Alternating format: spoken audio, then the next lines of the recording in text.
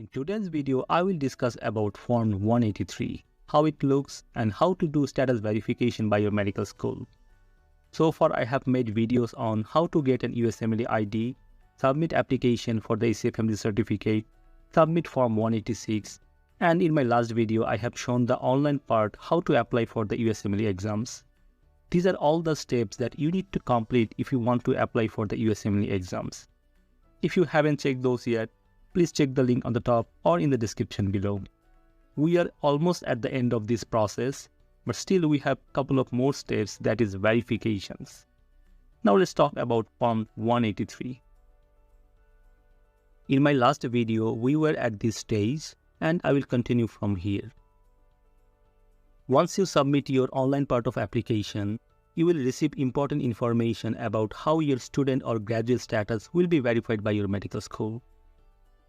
Please keep in mind, before an applicant can be registered for USMLE, ECFMG must receive verification of the applicant's status as a currently enrolled student or graduate directly from his or her medical school.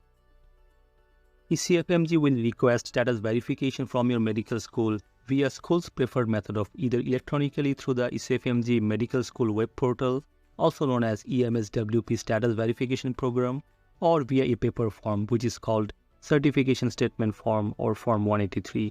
That means the method of verification does not depend on ECFMG, it depends on your medical school. Now, how do you know whether your medical school prefers verification electronically or in paper form? Once you submit your online part of the application, you will be notified at the end of the application process.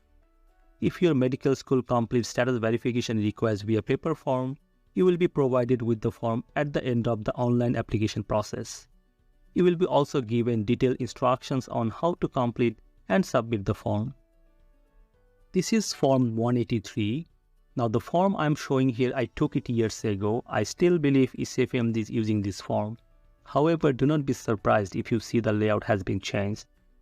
Here you will be able to see all the information printed here.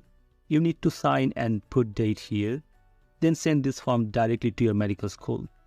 Your medical school official, either dean or principal, will sign here, print his or her name, official title, and name of the institution. School official will also affix medical school seal here. Then school official has to send this completed form directly to ECFMG. You will be also able to see the address of ECFMG here at the bottom of this form. Remember, you cannot send it by yourself, or if you want to send, the sender address still should be your medical school officials. We are not done yet with the process. The last step is credentials verification. In my next video, I will discuss about credential verification. Till then, please stay connected.